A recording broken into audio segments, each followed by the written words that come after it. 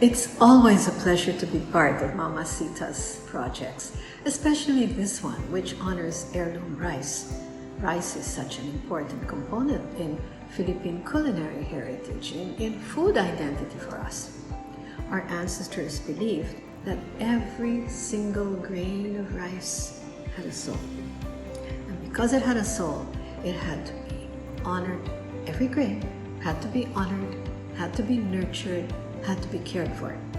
And it was wrong to waste rice then, just as it is wrong to waste rice today.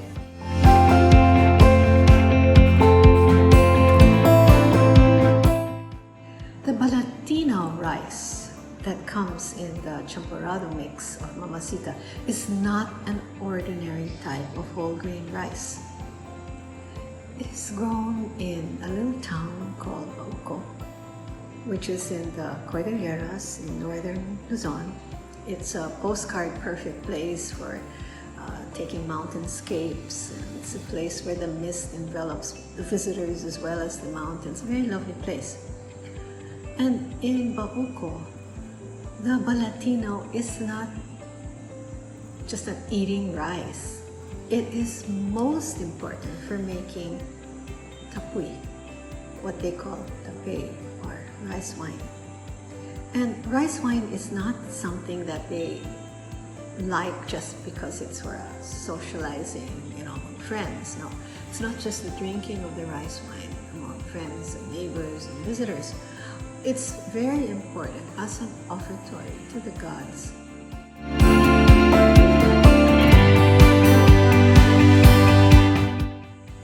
Every step in the planting to the harvesting of rice has to have a ritual. And so the rice wine is important to every step of the way, every single ritual used. In the Kankanay, they have a word, galinoknok. Galinoknok means to enjoy food to the level of a gastronome. So it's a hint, I think, that the gods to whom the Balatinaw and the tapuy are given, that those gods have an Epicurean expectation of what's going to be in the offertory.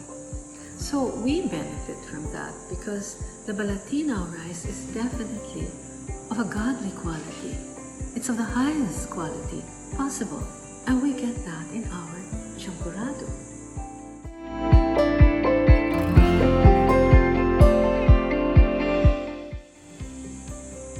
When and by whom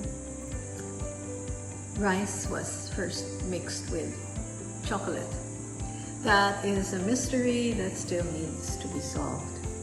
But what we are sure of is that it was the Spanish missionaries during the Reformation, during the late Renaissance, who first brought chocolate ready to be cooked into a beverage into the Philippines. See, they had to pray so many times a day, including early in the morning before sunrise, and had to stay awake no matter how sleepy they were. And they found that chocolate kept them awake, which is one reason why they really wanted to have it as part of their baon, as part of what they carried around during their missionary work.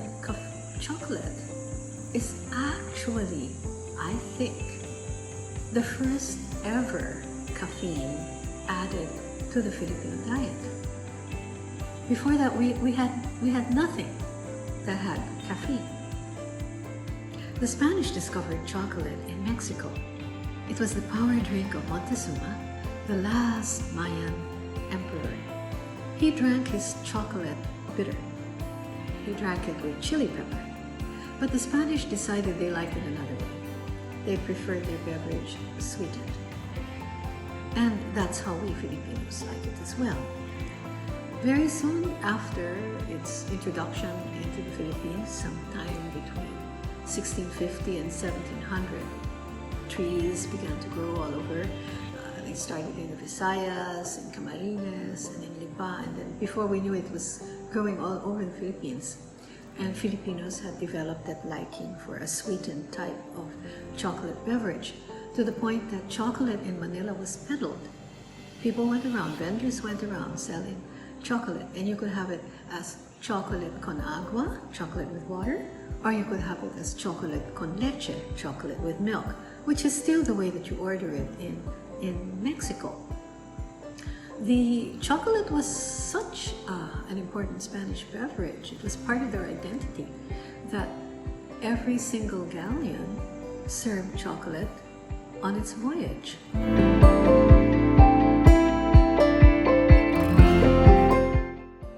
In Mexico, one can order champurrado. They spell it with a double R, and they have that Spanish trill. And champorado is atole with chocolate. Atole is a comfort food for Mexicans. It's ancient. It comes out of the Mesoamerican culture. And it's corn mush that is turned into a beverage with the addition of water. You can have atole that is a thin liquid, or you can have atole that is a thick liquid, and it comes in a cup or in a beverage glass. Champurrar in Spanish means speaking with many languages. You speak, and you don't just, let's say, speak in Castilian. You add all sorts of other languages, maybe a little bit of Filipino and Mexican terms. So it's a mix. That is what champurrar means. It also means the mixing of different alcoholic beverages. So maybe that is how champurrar was applied to atole plus chocolate to make that new meaning for the word champorado. But really, we wonder, how long has atole been mixed with chocolate? We know that cacao is a very ancient Mesoamerican botanical and a very ancient Mesoamerican food. Well, in the Yucatan, where Mayan culture is still visible and still tasteable, they have what they call tanchqua. I hope I'm pronouncing it correctly, but tanchqua is precisely atole plus chocolate. As to how old the word tanchqua is, that is still something that Mexican food historians are trying to find out.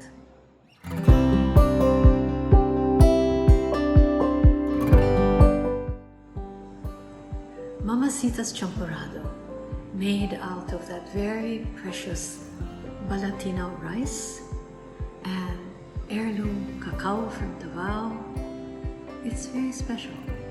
It's a very special type of champorado. I guess every time we take a spoonful of it, we can remember that this is the cacao that was once in the power drink of the last Mayan emperor. This is the chocolate that used to be served on the galleons that plied Manila, Acapulco, and it also crossed the Atlantic. I mean, this is an important beverage at that time. And we also know that champorado, Philippine champorado, is one of the first ways that we got our caffeine kick. So always remember that there is history in every dish and a story